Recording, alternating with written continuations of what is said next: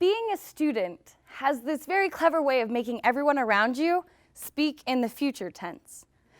I'm sure anybody who's ever been a student or is currently a student can think to that family reunion or community function where an older community member or uncle approaches you to talk to you about what you're doing with your life. But they always have to first establish that you're a student, as if you didn't know. They say, "So your mom tells me that you're in college." Or the worst one, which is, "So are you still in school?" Of course, you respond politely with whatever it is you're studying this semester. And then what do they say? What do they always say? So what are you going to do with that? Or in my case, because I study the social sciences, I get the "what can you do with that?" Now, this isn't necessarily a bad situation, unless you don't know what you want to do with your life. Or maybe the only thing you know is that you really love being a student. Now, older, more accomplished people are not the only people who present this future-focused communication to students. We as students do it to ourselves. We talk about the classes that are going to benefit our future, or gently remind each other, if you're going to take this class, you're going to want to take it now. It's only offered every 2 years. Do you really want to be here for an extra 2 years? Or you talk about resume building opportunities, or maybe throwing a shout out on the first day of the semester when you see somebody in your class from your major, like, "Oh, you're done this semester, aren't you?" And then you're kind of surprised when their only response is to pull their hands into the praying position and look to the sky and say, "Please, let me be done this semester." We surround ourselves with this specific focus of what is going to get us through university and into that dream. Now, my whole life, I have been terrible at video games. I grew up with 2 older brothers, which meant we always had the latest gaming system.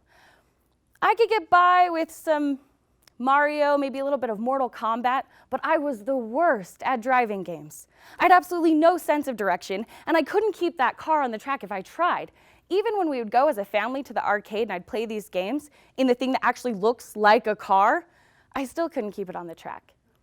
Because of my inability to drive a digital car is why I think my dad taught me how to drive while we had a rental car from the auto shop that was fixing ours.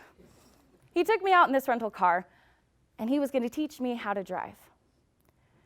All the while, I was remembering that Rainbow Road in Mario Kart was my video game downfall. I gripped the steering wheel tightly and pulled out of our driveway and onto the road, naturally realizing that video games were not a very good representation of what it's like to drive a real car.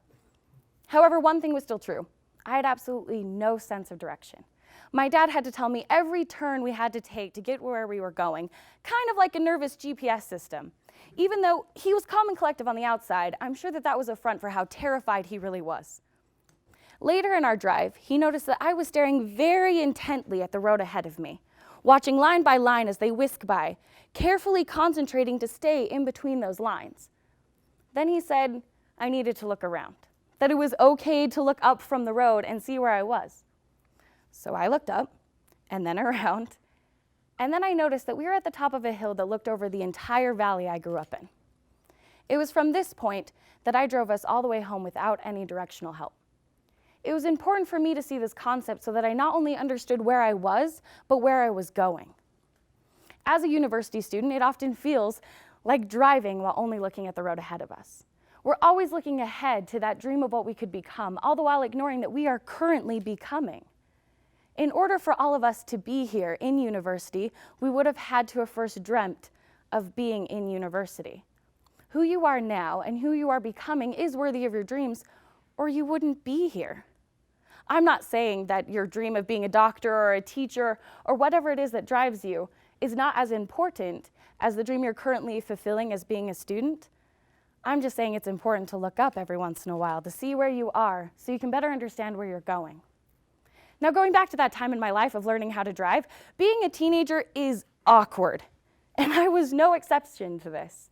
My mom would often try and comfort me by soothing my teenage troubles by telling me that one day I would be in college and that I would love it.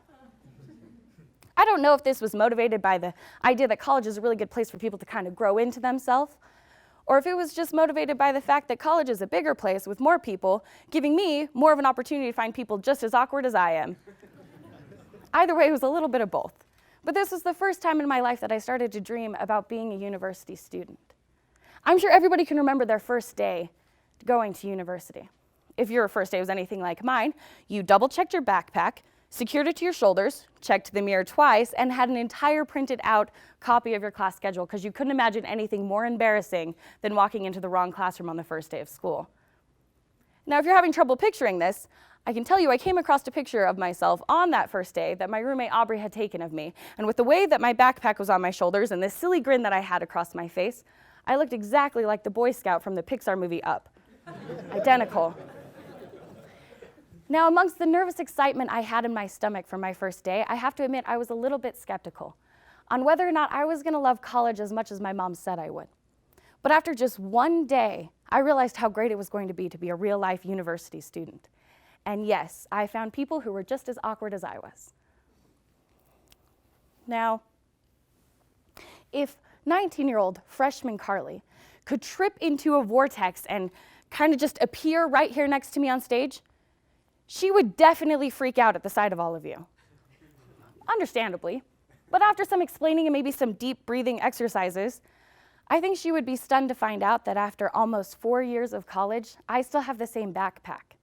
And I hardly ever print out my class schedule because I have definitely learned there are more embarrassing things that can happen than walking into the wrong classroom. But I think she would be most stunned to find out that I have these amazing opportunities at my fingertips, just like this one, and that I actually do them. I have the tools to succeed in the research opportunities, the teaching opportunities. I can stand up in front of a group of people and share actual knowledge that I have, me, a student. This probably stems from the idea that people have that students are learning to be something while only existing in that transition. We are not simply transitions.